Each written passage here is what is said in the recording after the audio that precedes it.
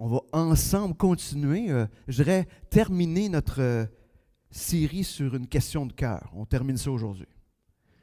À partir de la semaine prochaine, on commence une nouvelle série sur, je peux même presque vendre, oh non, je le dirai après-midi dans la réunion de membres. On commence une nouvelle série qui va nous emmener jusqu'à fin mai, début juin, l'autre d'après. Fait qu'on a quelque chose d'intéressant qui s'en vient devant nous. Là. Fait que, mais c'est super intéressant ce qu'on fait encore ensemble aujourd'hui. Et aujourd'hui, le titre du message, c'est « La générosité, une question de cœur ». Puis je ne veux pas qu'on regarde ce matin la générosité comme une générosité financière seulement. Oui, ça fait partie de ça, mais les Écritures nous appellent à être généreux de tout ce qu'on a reçu. Notre temps, et ça c'est probablement aujourd'hui ce qui est le plus difficile. Hein? La générosité du temps, c'est bien plus facile de donner de l'argent aujourd'hui, je pense, que de donner du temps. Le temps, c'est comme, ouf, le temps c'est de l'or, hein? On dit ça, hein? C'est comme, mais on s'aperçoit que c'est de l'or. C'est la nouvelle ruée vers l'or, c'est la ruée vers le temps. Hein?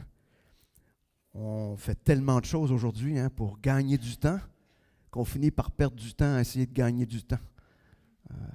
On a développé technologiquement. Hein, moi, j'aime ça, les affaires technologiques. Là, puis je dis, je vais faire ça.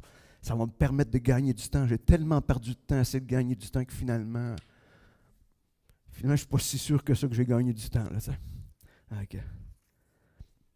Avant les ordinateurs, là, ça allait. Avant que j'ai un ordi, c'était facile. T'sais. À un moment donné, t'es rentré tous les problèmes là-dessus.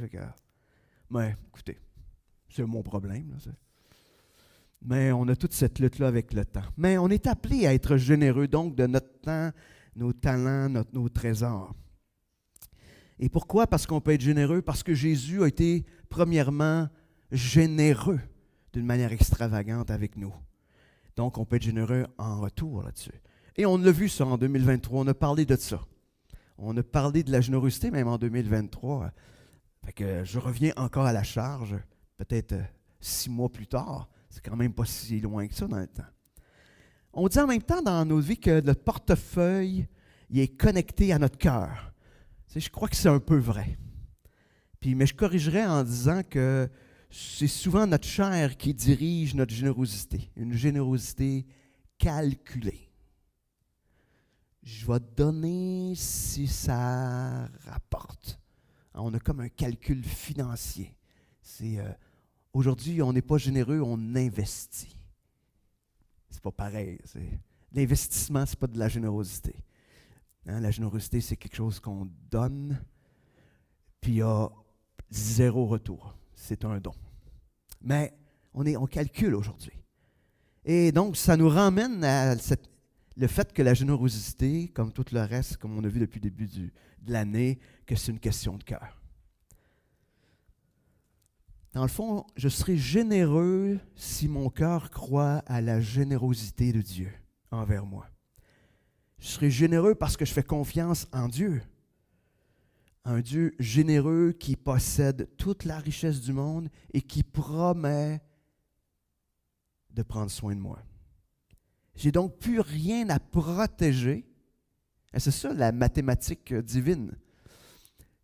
J'ai plus besoin de protéger quoi que ce soit. J'ai plus besoin de dire, je vais tout mettre ça, là, protéger, parce que dès que je le perds. Non, non. Dieu dit qu'il va être généreux, qu'il va prendre soin. Donc, on n'a plus besoin de protéger. Et est-ce que notre cœur ce matin croit à la générosité de Dieu? Pas envers les autres, là, envers nous-mêmes, hein, individuellement. Parce que des fois, on dit « Ah oui, je le vois dans la vie des autres. » Mais nous, là, est-ce qu'on le croit pour nous-mêmes que Dieu est généreux envers nous? Puis est-ce que notre cœur fait confiance à Dieu? Donc, on va regarder ce matin la générosité, une question de cœur. Puis on va regarder ce que j'appelle le principe de la multiplication. Non, non, non, ce matin, je ne vous emmène pas dans la théologie de la prospérité.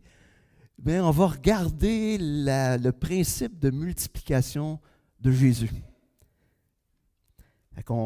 Qui va nous emmener à comprendre ce que c'est de généreux. sans avoir besoin de protéger quoi que ce soit dans nos vies. Donc, après cette pose la question, est-ce qu'on est généreux? On va aller devant Dieu, qui puisse parler à nos cœurs ce matin. Seigneur, ce matin, on vient devant toi parce que tu es ce Dieu généreux qui prend soin de toutes choses, qui nous aime d'un amour incroyable, qui pourvoit, qui promet de nous garder, peu importe. Seigneur, on sait aussi que parce qu'on t'a, on est riche. Et cela devrait nous suffire. Depuis maintenant 1 an, on dit que Christ est plus que suffisant. Alors Seigneur, qu'on le croit vraiment ce matin, à travers ce passage, ces passages qu'on va voir ensemble, que tu es plus que suffisant et ça nous permet, nous aussi, de partager tout ce que tu nous donnes. Merci Seigneur pour ta parole et conduis-nous ce matin. Amen. On va commencer par un texte qui nous montre, parce que Paul interpelle les Corinthiens à être généreux. On va juste tabler notre début de notre message avec ce texte qu'on connaît. Puis il explique en même temps que la générosité est reliée au cœur. Dans 2 Corinthiens 9, 6 à 12, qu'on va regarder ensemble, quand même rapidement, mais on peut lire en fait, celui qui sème peu, moissonnera peu, et celui qui sème en abondance, moissonnera en abondance. Que chacun donne comme il l'a résolu en son cœur, sans tristesse ni contrainte, car Dieu aime celui qui donne avec joie. Et Dieu a le pouvoir de vous combler de toutes sortes de grâces, afin que, possédant toujours à tout égard de quoi satisfaire à tous vos besoins, vous ayez encore en abondance pour toute œuvre bonne, selon qu'il est écrit. Il a répandu ses bienfaits, il a donné aux indigents, sa justice subsiste à jamais. Celui qui fournit de la semence au semeur et du pain pour sa nourriture, vous fournira et vous multipliera la semence, et il augmentera les fruits de votre justice. Vous serez de la sorte enrichis à tout égard en vue de toute espèce de libéralité qui, par notre moyen, aura pour résultat des actions de grâce envers Dieu. Car le service de cette offrande, non seulement pourvoit aux besoins des saints, mais fait abonder de nombreuses actions de grâce envers Dieu. Il y a une petite équation mathématique au départ. Si tu sèmes peu, tu récoltes peu. C'est la loi de la nature. Hein?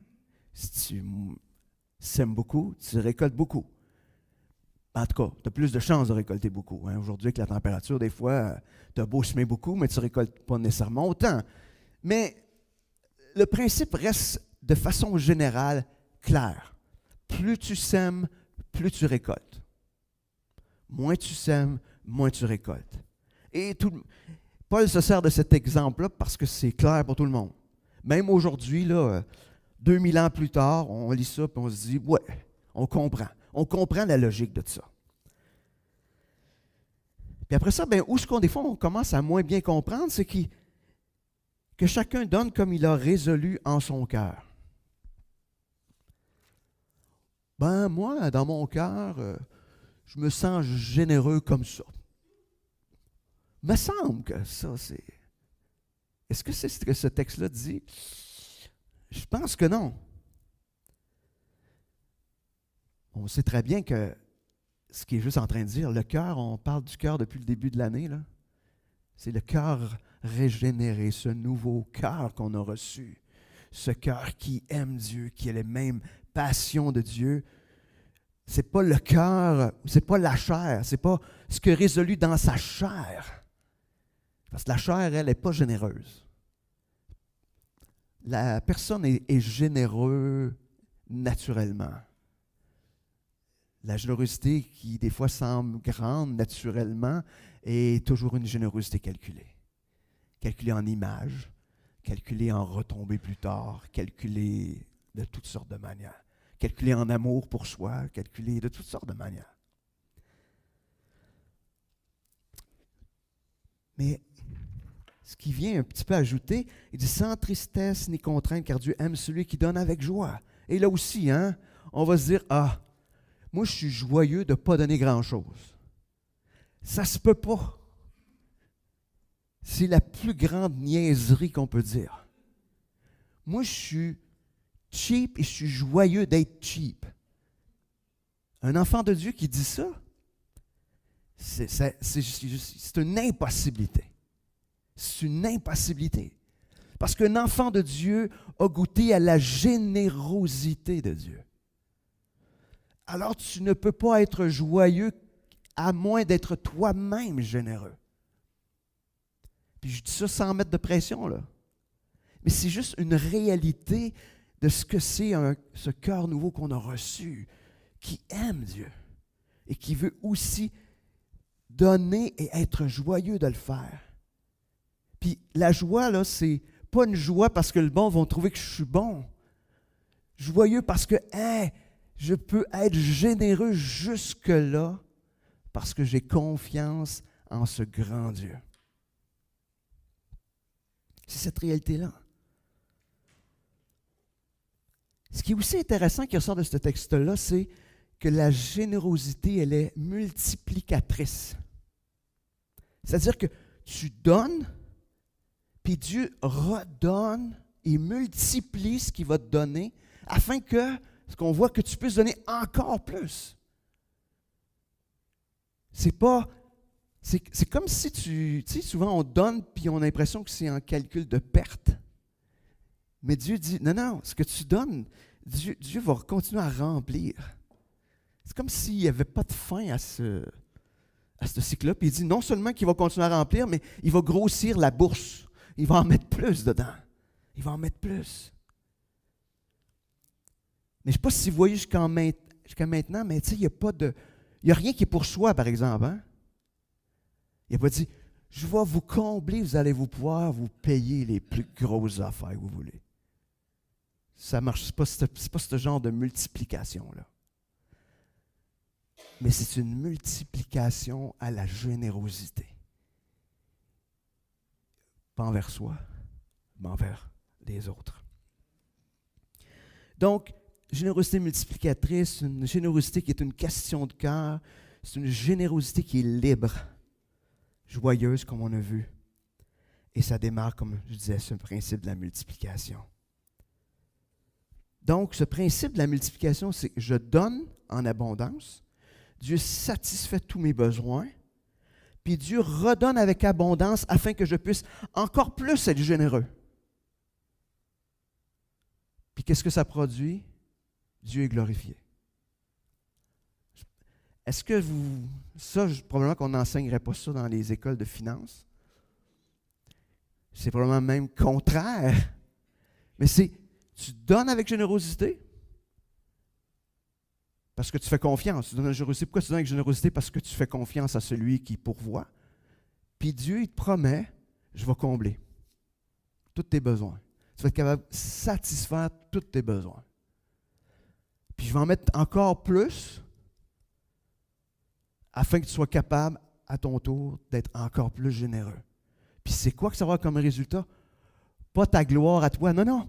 Dieu va recevoir des actions de grâce. Je ne sais pas si vous avez vu, là, mais dans ce principe-là, il n'y a pas grand-chose qui est à propos de nous. La seule affaire, c'est que Dieu dit, je vais m'occuper de tes besoins. Et ça, c'est suffisant. Le reste, ça fait juste servir le plan de Dieu. Tout simplement. Ça nous tente-tu, ça, ou pas vraiment? Je ne sais pas, hein, des fois, on se dit, on peut-tu multiplier pour que je puisse me faire du fun aussi? Ben, on peut donner avec joie, fait que ça a l'air que ça va être le fun. Tu sais, il y a l'expression, hein, il y a plus de joie à donner qu'à recevoir. Là. Je ne sais pas si vous êtes dans mais il y a un fait à ça. Tu sais, quand on donne quelque chose à quelqu'un, puis on voit la joie dans sa face, boy, ça vaut la paye de plein d'affaires. Tu sais. Il y a bien plus de joie à donner, puis de voir le résultat dans le visage de la personne. Puis des fois, d'être... puis des fois, c'est pas grand-chose. Je me souviendrai toujours quand on allait dans le sud puis qu'on donnait des Nouveaux Testaments en espagnol aux gens, tu sais. Puis là, on donnait, tu sais, puis du coup, c'était comme, hein? Puis là, tu sais, tu vas un petit peu plus loin, puis là, tu le regardes, puis là, il est en train d'ouvrir la parole de Dieu, puis il la lit, là. puis il est intéressé. Puis là, tu vois, il apprend précieusement. Tu fais comme, wow! Il y a comme cette joie qui est là parce qu'on a donné, mais on voit le résultat. Le résultat. Donc, il y a cette joie-là. Donc, quand je vous disais tantôt, je voudrais qu'on se concentre ce matin pas seulement sur une générosité financière, mais tantôt j'ai parlé de temps, talent, trésor. Donc, le temps, c'est facile. Hein? Donc, est-ce qu'on est généreux de notre temps? Aujourd'hui, c'est probablement, comme je disais tantôt, l'élément plus difficile. Aujourd'hui, on dit, aujourd'hui, on n'a plus le temps. Je vais vous avouer que, à un moment donné, je disais de quoi dernièrement, ça m'a un peu fasciné, pour réaliser que finalement, c'est pas une réalité nouvelle, le temps. C'est juste l'utilisation du temps qui est différente. Hein? Parce que le temps a toujours été le même, hein? Toujours eu 24 heures dans une journée. Mais les gens vivaient autrement. Ils n'étaient pas en train de remplir la tête d'un paquet de choses qui ne sont pas nécessairement utiles. Des fois, il y a des choses qu'on peut éliminer, simplifier dans notre vie, je vais le dire de même, puis on réalise que le temps devient un petit peu plus disponible. Moi, je dis le temps, c'est toujours une question de choix. Hein, parce qu'on dit toujours, on a toujours du temps pour faire quelque chose qui nous tente. C'est vrai? Qui ne trouve pas le temps pour faire quelque chose? Même s'il n'y a pas le temps, il va trouver du temps. Talent. Qu'est-ce que Dieu vous a donné comme talent, comme habilité, comme don spirituel? Est-ce qu'on est généreux avec ça? Ou est-ce qu'on garde ça pour nous? Et trésor, c'est l'aspect plus financier, l'aspect plus des possessions, puis tout ça. Donc, on va regarder ensemble ce que j'appelle le principe de la multiplication. Fait que donc, peut-être ce matin, partez avec l'idée de dire, OK, c'est lequel des trois niveaux de la générosité que c'est plus difficile? C'est le temps, les talents, le trésor? C'est qu'est-ce qui est le plus difficile? Puis partez dans votre réflexion avec ça ce matin. Donc, on va regarder ce matin 3 événements que vous connaissez très bien. Qu'on n'utilise peut-être pas pour expliquer ce que je vais expliquer. Mais je ne pense pas que je suis en dehors de ce que les Écritures disent. On va regarder 3 événements où Jésus multiplie. Il y en a 2 qui sont faciles, hein, la multiplication des pains. Puis on va regarder une multiplication qui ne sera pas des pains, mais qui va être d'autres choses à la fin. Et on va ressortir des principes qui ressortent de ces textes-là. Et je crois qu'ils vont nous aider à comprendre, je dirais, la générosité puis l'impact. Comment Dieu vient nous transformer afin qu'on puisse être généreux. Donc, première multiplication des pains. Jean 6, versets 5 à 13. Jésus leva les yeux, vit qu'une foule nombreuse venait à lui, et dit à Philippe, « Où achèterons-nous des pains pour que ces gens aient à manger? » Il disait cela pour l'éprouver, car il savait ce qu'il allait faire. Philippe répondit, « Les pains qu'on aurait pour 200 deniers ne suffiraient pas pour que chacun en reçoive un peu. » Un de ses disciples, André, frère de Simon-Pierre, lui dit, « Il y a ici un jeune garçon qui a 5 pains d'orge et 2 poissons. Mais qu'est-ce que cela pour tant de personnes? » Jésus dit, « Faites asseoir ces gens. » Il y avait à cet endroit beaucoup d'herbe. Ils s'assirent donc au nombre d'environ 5000 hommes. Jésus prit les pains, rendit grâce et distribua à ceux qui étaient là. Il fit de même des poissons et autant qu'ils en voulurent. Lorsqu'il fut rassasié, il dit à ses disciples, « Ramassez les morceaux qui restent, afin que rien ne se perde. » Ils les ramassèrent donc, et ils remplirent 12 paniers avec des morceaux des 5 pains d'orge qui restaient à ceux qui avaient mangé. Donc, on va commencer par cette première histoire où Jésus multiplie ce qu'ils n'ont pas. Intéressant. Ça commence, Jésus voit le besoin de la foule. Jésus est touché par cette foule nombreuse. Et c'est sûr que l'objectif ou le but de Jésus, c'est d'enseigner à la fois ses disciples et à la fois la foule. Donc, il pose une question où il va impliquer, pour impliquer Philippe. Il pose une question, et c'est intéressant. Hein? Jésus demande où? Pas avec quel argent. Je ne sais pas si vous avez remarqué. Où trouverons-nous? Où? Intéressant.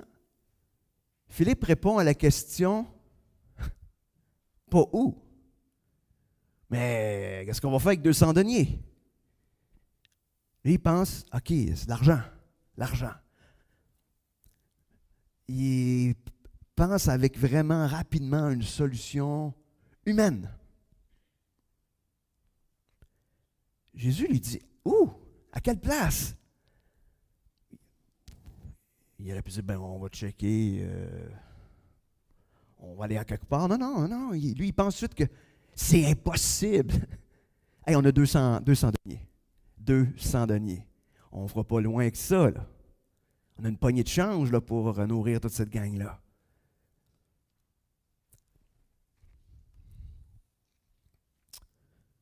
La solution humaine est insuffisante pour répondre aux besoins de la foule. Et là, on voit qu'André, le frère de Simon, lui va arriver avec la réponse à la question. Mais c'est presque une joke, là, tu sais. Ah, il dit, il y a un petit gars ici, là, qui a son lunch. Tu sais, il dit, il y a 5 pains, 2 poissons. C'est presque une réponse ridicule. C'est comme, ah oui, gars, Jésus, on a ça. Yeah, on fait une distribution, on se partage tout ça. Mais ce qui est fascinant par la suite, c'est que il va s'opérer ce qu'on appelle ce miracle de la multiplication. Jésus ne multiplie ce qu'ils n'ont pas, ce qui ne leur appartient pas à eux, hein, parce qu'ils se servent du lunch de quelqu'un d'autre, là, pas des disciples. Là. Imagine-toi le petit gars, quand il a vu son lunch servir, il devait se dire, on aurait aimé ça être le petit gars avec le lunch, là, hein? Jésus semble leur dire, laisse-toi toucher par ce qui touche mon cœur. Puis il rend disponible ce que tu penses même pas ce que tu penses pas avoir. Ce que tu n'as pas ou ce que tu penses pas avoir, puis fais-moi confiance pour le reste. Jésus est en train de dire, laisse-toi toucher quand je me suis laissé toucher par cette foule, puis laisse-moi agir. Rends disponible ce que tu as, ou même ce que tu penses que tu n'as pas. Fais juste le rendre disponible. Puis check-moi aller. Regarde-moi faire. Fais-moi confiance. Jésus est même pas en train, il ne dépouille pas ses disciples de quoi que ce soit. Il ne dépouille même pas de l'avoir financier qu'ils avaient, les 200 deniers. Il ne touche pas pantoute. Parce qu'il aurait pu dire, on va multiplier, il aurait pu décider, on va multiplier les 200 deniers pour avoir assez pour aller à l'épicerie et acheter le stock. Ou faire livrer par Uber la bouffe pour nourrir toute la gang. Non, non, non. Il ne touche même pas à ça.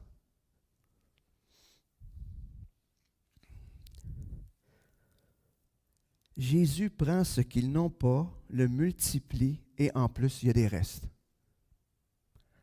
Petite anecdote intéressante, il n'y a pas de reste de poisson. Je vais peut-être déjà m'arrêter à ça, là. Mais je ne sais pas si vous pensez, mais conserver des poissons, c'est peut-être pas une bonne idée. Mais du pain, ça se conserve un peu mieux.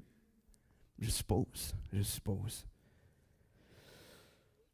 Mais pourquoi qu'il reste autant de pain? Ils n'ont pas pris ça et ils ont dit, hey, petit gars, boys, ton lunch, regarde, pas avec ça. Mais non, c'est une manière aussi de montrer, regarde, tout le monde a été comblé, il y a des restes. Une manière encore d'être généreux. D'être généreux. Les gens qui repartaient ont peut-être dit « Hey, prenez-vous un morceau en partant pour la route? » Qui sait? Puis être généreux encore plus. La réponse à la question de Jésus, c'est où? Mais la réponse à cette question-là, c'est lui. C'est jamais nous. La question de Jésus, c'est où?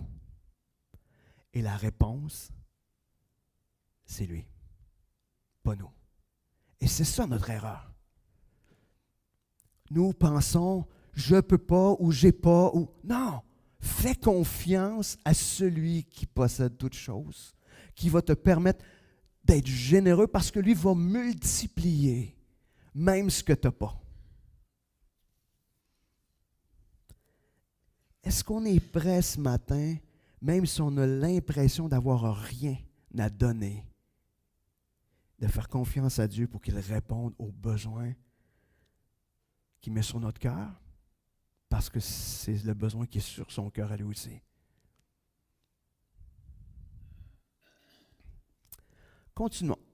Deuxième multiplication des pains. Matthieu 15, versets 32-38. Quand on commence la lecture de ça, on se dit, il devrait être pas pire, là. Ils ont déjà goûté une fois. On va voir qu'ils sont comme nous autres. Ils sont pas pires. Hein? La réponse ne sera pas meilleure nécessairement. Donc, verset 32. Jésus appela ses disciples et dit, « J'ai compassion de cette foule, car voilà 3 jours qu'ils restent avec moi et n'ont pas de quoi manger. Je ne veux pas les renvoyer à jeun de peur qu'ils ne défaillent en chemin. » Les disciples lui dirent, « Comment nous procurer dans ce lieu désert assez de pain pour rassasier une si grande foule? » Jésus leur dit, « Combien avez-vous de pain? » 7, répondirent-ils, et quelques petits poissons. Alors il invita la foule à s'asseoir par terre, prit les 7 pains et les poissons, et après avoir rendu grâce, il les rompit et les donna à ses disciples. Et les disciples les distribuèrent à la foule. Tous mangèrent et furent rassasiés. Et l'on emporta 7 corbeilles pleines de morceaux qui restaient. Ceux qui avaient mangé étaient 4000 hommes, sans les femmes et les enfants.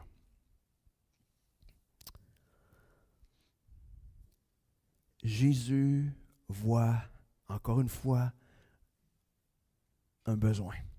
Et ça nous dit que Jésus est ému de compassion. Jésus voit un besoin criant. Il dit, je ne peux pas les laisser partir. Il pose cette fois-là pas de questions réelles aux disciples, mais les disciples sont interpellés par le cœur de Jésus qui veut prendre soin de cette foule-là. Là, il dit, c'est quoi le moyen? Il n'a pas posé où, là, fait que là, on est mêlé un peu. Là, non, mais ils sont là, ils cherchent. Puis ils disent, comment? On ne peut pas te trouver dans un lieu désert de quoi les nourrir. Voyons donc, une aussi grande foule. Encore une fois, c'est impossible. Nous ne pouvons pas. Fait que là, ils disent, il n'y a rien à faire. Il n'y a rien à faire. Jésus dit, qu'est-ce que vous avez? Bon, on a 7 pains puis une coupe de poissons, là. OK.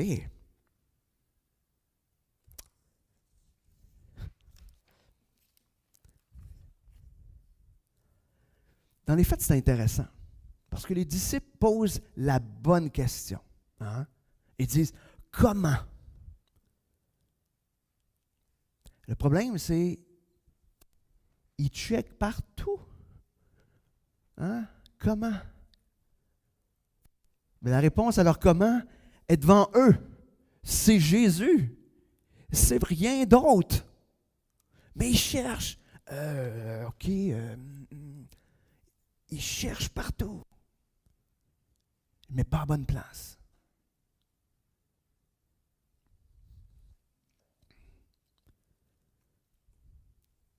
Et encore une fois, il y a un miracle qui se produit. Jésus multiplie le peu qu'ils ont. Et il multiplie encore une fois au-delà du besoin afin de permettre encore une fois une plus grande générosité. Intéressant. Je ne sais pas si vous voyez ces aspects-là de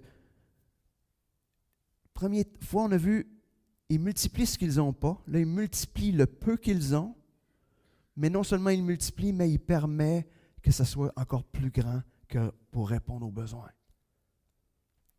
Ça se peut qu'on se sente dépassé par ce qui brûle sur notre cœur, que Jésus fait brûler sur notre cœur. On se dit, on aimerait ça, j'aimerais. Est-ce qu'on se tourne vers celui qui est capable de multiplier le peu ou l'absence de ce que tu as? Qui sait? Je veux juste dire que ça ne marche pas pour nos propres besoins. Moi, j'ai besoin d'une nouvelle voiture. J'ai pas d'argent, Seigneur. Peux-tu multiplier pour que... Non. C'est pas ça. Ce principe de la multiplication s'applique pour répondre à ce qui brûle sur le cœur de Dieu puis qui fait brûler dans notre propre cœur. Mais on est en train de défocuser les affaires. Je ne sais pas si vous voyez, mais nous, on est centré sur... moi, je veux posséder pour répondre à quelque chose de très personnel. Ça. Puis là, Jésus est en train de dire, gars, moi, je veux te donner, je veux être généreux avec toi afin que tu puisses être généreux avec les autres. Puis regarde ce que je vais faire dans ta propre vie après. Ce que Dieu va faire, je ne sais pas. Mais Dieu dit qu'il va répondre aux besoins de notre cœur.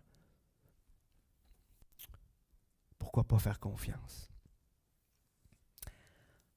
Troisième multiplication.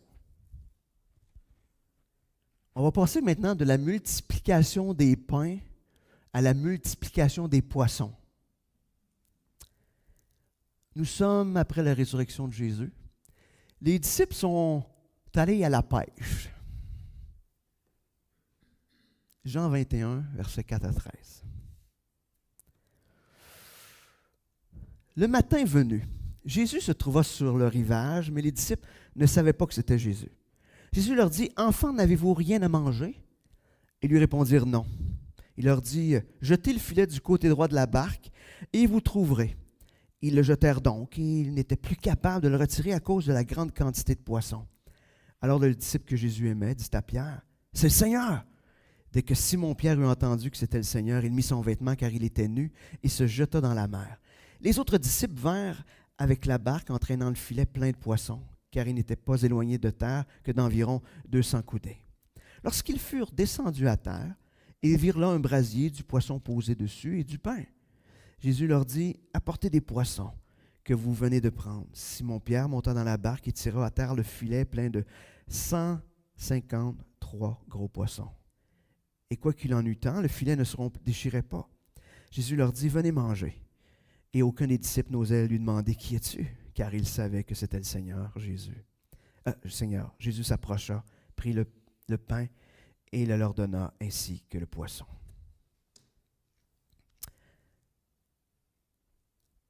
Jésus arrive, puis il présente un besoin. Il dit, « Avez-vous de quoi manger? » C'est comme s'il disait, « J'ai faim, avez-vous quelque chose? » Belle place, sur le bord de la grève, les gars reviennent de la pêche. Des habiles pêcheurs, là. C'est le job, là. Il a dit, « Avez-vous de quoi manger? Avez-vous du poisson? » Je ne sais pas, là, mais un petit problème, hein? Pas de poisson. Quelle question presque humiliante. Hein, les gars reviennent de la pêche, comme on a passé la nuit, puis on n'a rien pogné, tu sais. Vous, les pros de la pêche, n'avez-vous pas quelque chose à manger? Sûrement, voyons donc, hein? Mais pas un seul poisson. Cette fois-ci, Jésus accomplit un miracle, on va dire, ce qu'on appelle ça la multiplication, mais mettons l'apparition à tout le moins de poissons à une place qui ne devrait pas trop en avoir. Parce que il revenait là, on est sur le bord, on n'est pas loin, c'est pas la place que tu es un banc de poissons. Puis le gars a imaginé, il est sur le bord de la grève, il dit, « Oh, jette ton filet de ce côté-là, là, puis ça va tout ramasser. » Ben oui. Mais ils sont quand même obéissants, hein, je trouve. En tout cas, il doit être du gars le clown, on va le faire. Hein? Tu sais, on va le faire. Tu vas bien voir qu'il n'y a rien à faire. Surprise. Surprise. Le filet, il est tellement plein qu'il est sur le point de se rompre. La question qu'on peut se poser, c'est pourquoi Jésus demande à manger quand dans les fêtes, le repas est déjà prêt? Il les attend. Déjà du poisson, les pains sont là. Il les attend déjà. C'est déjà prêt. Pourquoi qu'il dit, tu sais, lui-même, il dit, apportez du poisson, venez rajouter un petit peu. Jésus avait déjà répondu aux besoins qu'il avait manifestés. Il n'était pas juste en train de leur dire, j'ai faim. Mais il est en train de leur dire, hey, les gars, on a faim et on a besoin d'être ensemble. On a besoin de faire les choses ensemble. Vous ne le savez pas, mais vous avez besoin de revenir à moi. Besoin de vous rappeler que moi, là, je n'ai pas besoin de vous autres, mais je vous aime assez pour que vous fassiez partie de ce grand projet de multiplier les choses. Je vous aime assez que je veux que vous soyez là, que vous soyez participants avec le peu que vous avez, mais aussi avec le beaucoup que vous avez, parce que ça ne vient pas de vous autres de toute manière. Jésus lui donne 153 poissons. Il dit, prenez-en quelques-uns là-dedans, puis venez les mettre là. Mais c'est comme si je te donne quelque chose, puis viens participer avec ce que je te donne. Ça ne te coûte rien. Même, je t'en donne plus, parce que là, s'il en a emmené une coupe, ben, il en restait quand même 151 qui sont allés vendre au marché. Ça devait être quand même une pas pire paye.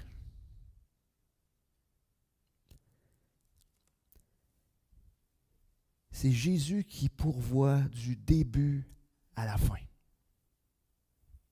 pour ce repas-là. Jésus veut une seule chose, c'est faites-moi confiance. Faites-moi confiance dans tous les besoins de votre vie. Je suis là, je vous ai promis d'être là. Puis je vais pourvoir, puis je vais prendre soin de vous autres. Puis en même temps, Jésus leur dit, venez participer, soyez pas des spectateurs distants de ce qui se passe. Soyez des participants à cette œuvre généreuse. Participez avec ce que vous avez reçu de ma part. Et c'est la réalité dans tous les faits. Dans les faits, en ce qui nous concerne aussi. Tout ce qu'on a vient de Dieu. Est-ce que tu le crois ce matin? Est-ce que tu le crois? Pas là. Est-ce que tu le crois là? Puis ce qui est le fun, c'est parce qu'on n'a pas toute la même affaire. Fait que là, on pense qu'on est quelqu'un, là, tu sais. Mais Dieu t'a donné autre chose à toi, puis à moi, il a donné autre chose. Puis en plus, ce qui est le fun, c'est qu'on peut être ensemble. T'sais. Fait que ton autre chose va peut-être combler mon manque à moi. Dieu était généreux dans l'Église de toutes sortes de manières. Tant talent, trésor. Mais ensemble, ça fait partie de toute l'abondance de Dieu qui pourvoit ici. Donc, tout ce qu'on a vient de Dieu, même lorsqu'on pense être doué. Hein? Parce que les disciples ils devaient se penser bons, hein? C'est des gars qui étaient des pêcheurs, ils allaient à la pêche. Là. C'est leur vie, c'est leur métier. Tu sais. Puis même dans ce qu'ils pensent être bon, non, ça ne dépend pas de toi. Ça ne dépend pas de toi. J'ai hâte, les gars, mais qu'on aille à la pêche, on va voir si. Peut-être qu'on a une pêche miraculeuse. Peut-être que c'est les pas doués qui vont pogner des poissons, puis les doués qui ne pogneront rien. on verra ce qui se passera. Non, mais écoutez, Dieu, il décide de servir de nous, puis Dieu en même temps est généreux avec nous. Dieu veut qu'on participe à ses œuvres, à ses projets. Donc ce matin, que vous ayez reçu peu ou beaucoup, dans vos temps, dans le temps, les talents, le trésor, Jésus veut le multiplier. Jésus met dans notre cœur ce qui est dans son propre cœur, ce désir de prendre soin de l'autre, de son royaume. Et on a cette certitude qu'on peut être généreux avec ce que Dieu nous a donné parce que Dieu est généreux avec nous. La générosité, c'est une question de cœur.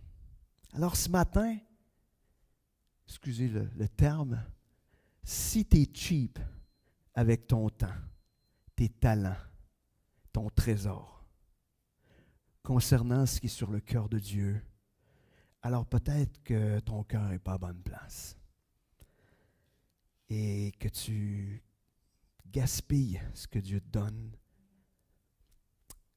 oubliant que Dieu te donne avec une générosité extravagante. Donc, ce matin, soyons généreux de la générosité que Dieu a eue envers nous, se rappelant que Dieu est en contrôle du début à la fin et qu'il va multiplier pour son œuvre. Prenons la décision d'arrêter d'être cheap ce matin dans un des domaines de la générosité qu'on a vu ce matin, afin de voir Dieu être glorifié à travers tout ce qui va se produire. Prions. Merci Seigneur pour ta parole. Merci ce matin de nous interpeller encore une fois à cette générosité extravagante. Seigneur, tu nous as aimés, tu continues à nous aimer. Tu nous as promis de prendre soin de chaque chose dans nos vies, de chaque moment de nos vies. Et Seigneur, tu nous appelles à te faire confiance avec l'absence, le peu ou le beaucoup qu'on a reçu, se rappelant que c'est toi. C'est toi qui pourvois, c'est toi qui multiplie et c'est toi qui se glorifie à travers toutes ces choses. Merci Seigneur pour ta parole ce matin. Et Seigneur, fais de ton Église ici à Saint-Liboire une Église généreuse pour ta gloire. Amen.